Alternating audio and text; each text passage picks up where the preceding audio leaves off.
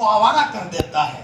جی جو مانگا دے دیا، جو مانگا دے دیا. کل زہر مانگے گا دے دو گے؟ زہر بھی مانگے گا وہ، جب بے چین ہو جائے گا زہر دے دو، زہر دے دیں گے. اقلوت بیٹے کا مطلب اس بیٹے میں اتنی صلاحیت پیدا کرو 7 بچوں کے برابر کام آئے. حضرت شیخ رحمت اللہ علیہ نے اپنے بیٹے بھائی طلحہ کو فرمایا ایسا تیار کیا، میں نے اس سے پہلے بھی سنایا تھا، عطیہ بانو کو ان کی گھر والی کو جب دل کا دورہ پڑا اور حضرت نبی کریم صلی اللہ علیہ وسلم کی قبر اطہر کے پاس وہ موجود تھی، آنکھ بند کی، سامنے حضرت نبی کریم صلی اللہ علیہ وسلم تشریف لائے اور کہا بیٹی سینے میں تکلیف ہے، لاؤ میں دم کرتا ہوں. حضرت دم کر رہے ہیں اور کہا اپنے شوہر بھائی طلحہ سے بھی دم کرا دیا کرو. اللہ اکبر. یہ ایسی تربیت کی تھی حضرت شیخ رحمت اللہ علیہ نے. شادی ہوئی ہے، 1-2 دن کے بعد حضرت شیخ نے اپنی بہو کو بلایا، عطیہ بانو بیٹی، فرمایا تم میرے بچے کے نکاح میں آئی ہو، کبھی محلے کی عورتوں کے اندر میں فتنے میں مبتلا نہ ہو جاؤ اور مبتلا ہو کر کے کہیں تم دین سے دور نہ ہو جاؤ. روزانہ سورہ کہف کی تلاوت کیا کرو. سورہ کہف کی ابتدائی 10 آیتوں کے فضائل ہے، آخری آیتوں کے فضائل ہے. حضرت شیخ نے کہا بیٹی روزانہ سورہ کہف پڑھ لیا کرو. اللہ اکبر. حضرت شیخ کی تربیت کے نتیجے میں اور بہو میں لینے کا مانگتا تھا. آج باتیں کرنے والے تو ہیں لیکن لینے والے مانگتے بہت کم ہوا کرتے ہیں. تربیت تو جب ہوتی ہے چلتے چلتے کسی نے یہ کہہ دیا بیٹا یہ صحیح نہیں ہے، یہ کر لو بیٹا، اسی کے نتیجے میں تربیت ہوا کرتی ہے. فرمایا حضرت شیخ رحمت اللہ علیہ کی بہو کو حضرت شیخ نے سورہ کہف دیا. نتیجہ یہ ہوا وہاں تک اللہ تعالیٰ نے پہنچایا کہ ہفتے میں 2-3 مرتبہ حضرت محمد الرسول اللہ صلی اللہ علیہ وسلم کی زیارت ہوتی تھی اور حضرت فرماتے تھے بیٹی آ جاؤ مدینہ المنورہ میں، یہاں آ جاؤ.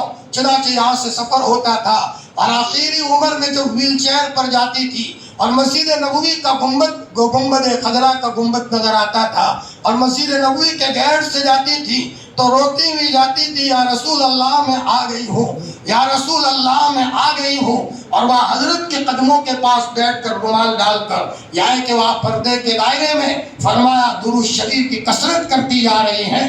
یہ ملا تھا حضرت شیخ رحمت اللہ علیہ کی تربیت کے نتیجے میں اور ان کو ملا تھا قرآن مجید کی تلاوت کی کثرت کے نتیجے میں. آج ضرورت ہے اس بات کی کہ ہم اپنی اولاد کو آواز برابر ہے اپنی اولاد کو کتاب اللہ سے وابستہ کریں اور اپنی پوری فیملی کو کتاب اللہ سے وابستہ کریں. فجر کے بعد یاسین شریف کا معمول بنا دیں. سمجھدار ہے وہ لوگ جو فجر کے بعد یاسین شریف پڑھتے ہیں، اشراق پڑھ کر گھر جاتے ہیں. حضرت مولانا قمر الزما صاحب دامت برکاتہ فرماتے ہیں ہمارے شیخ حضرت شاہ وسیع اللہ صاحب رحمۃ اللہ علیہ پوچھتے تھے اشراق پڑھتے ہو نہیں پڑھتے؟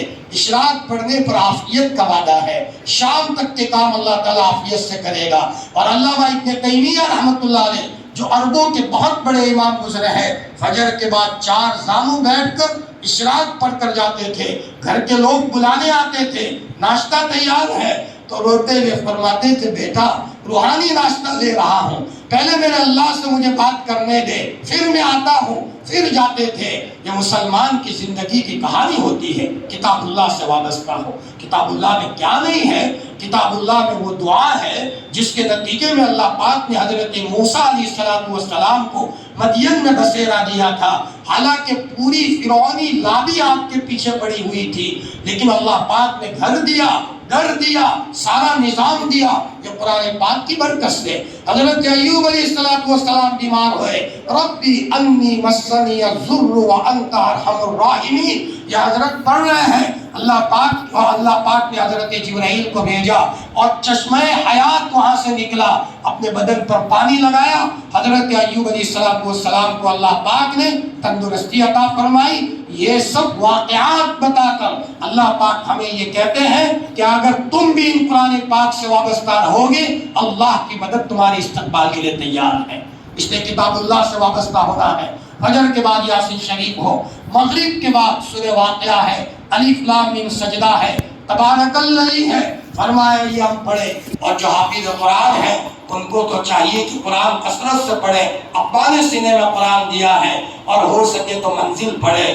منزل پڑھو گے منزل مل جائے گی، منزل پڑھو گے منزل مل جائے گی. جی فرمایا تو ہی نادا چند کلیوں پر تناعت کر بیٹھا منزل پڑھو. ایک دن صرف آدھا پارا زیادہ ہو جائے دل میں کیسا سکون محسوس ہوتا ہے. تھوڑا اور زیادہ پڑھے کیا کیفیت محسوس ہوتی ہے. دل کی کیفیت میں ایک زلزلہ آ جاتا ہے. تو کم از کم اپنی زندگی کے اندر میں قرآن پاک کی ایک مقدار طے کریں. جو پڑھے ہوئے نہیں حافظ نہیں ہے وہ کم از کم آپ پاؤ پارا آدھا پارا پابندی کے ساتھ پڑھیں, محبت کے ساتھ پڑھیں, آداب کے ساتھ پڑھیں, صحیح نیتوں کے ساتھ پڑھیں. 2 زانو بیٹھ کر پڑھو گے اس کے الگ اثرات ہیں. 4 زانو بیٹھ کر پڑھو گے جب کہ تم معذور نہیں ہو اس کے الگ اثرات ہیں. فرمایا مسواک کر کے پڑھو گے اس کے الگ اثرات ہیں. ایک وضو آپ ایسی بناؤ فرمایا جیسے حضرت علی رضی اللہ عنہ نے آپ کی آخرت میں مضمون آیا تھا اچھی وضو بنانا, اچھے طریقے سے وضو کرنا. ایک ٹوٹا پھوٹا وضو کرو اور ایک وضو مسواک کے ساتھ دعاؤں کے ساتھ کرو. ابھی وضو بنا کر کھڑے نہیں ہوئے کہ دل کی کیفیت بدل جاتی ہے اور مسجد میں جماعت میں کھڑے ہو جاؤ تو آٹومیٹک آنکھوں میں سے آنسو بہتے ہیں. یہ وہ عمدہ وضو کا نتیجہ ہے. ہمارے نبی نے جو ہم کو عمدہ وضو بنایا تھا وہ نادان نہیں تھا, بہت سمجھدار تھا ہمارا نبی. میری امت اگر اس طریقے سے وضو بنائے گی, اس طرح نماز پڑھے گی تو زمین پر بیٹھ کر عرش کا مزہ محسوس کرے گی. کتاب اللہ سے ہمارا واسطہ ہو. فرمایا صرف رمضان ہی ہم قرآن والے نہیں ہیں, پورے سال قرآن پاک کو پڑھے, پورے سال اپنا وظیفہ بنا دے, اپنا معمول بنا دے. عشق والا معاملہ قرآن پاک کے ساتھ کرے. دوسرا سنت رسول اللہ سے وابستہ ہو جائے. اللہ